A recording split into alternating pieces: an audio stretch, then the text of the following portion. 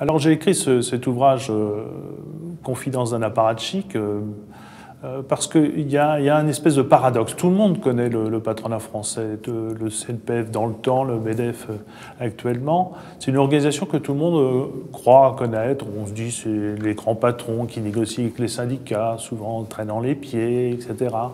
En fait, c'est une organisation qui est au final assez méconnue.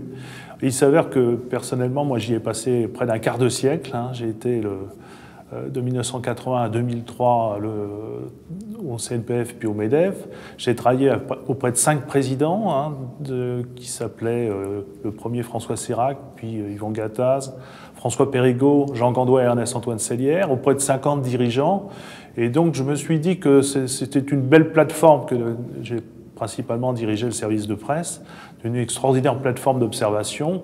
Et donc j'ai voulu faire mieux connaître cette étonnante organisation, parce qu'en fait, le MEDEF, c'est un OJNI, c'est un objet juridique non identifié, c'est une organisation non identifiée.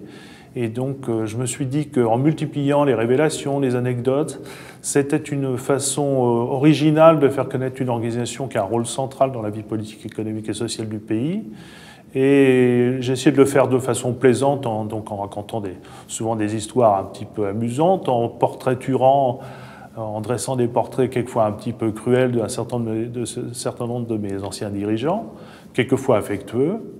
Et pour ceux qui s'intéressent à la vie politique du pays, c'est aussi un autre regard, parce que c'est une façon de raconter l'histoire économique des 30 dernières années du côté des patrons.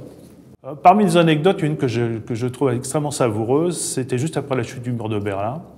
Monsieur Périgaud, qui était le président du patronat de l'époque, recevait donc un des tout derniers ministres des Affaires étrangères de l'Union soviétique.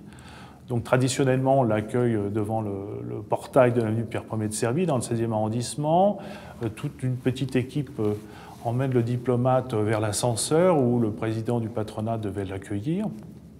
Et puis en ouvrant l'ascenseur, il y avait quelqu'un dans l'ascenseur, à savoir le monsieur en charge de mettre des rouleaux de papier toilette un petit peu partout dans la maison.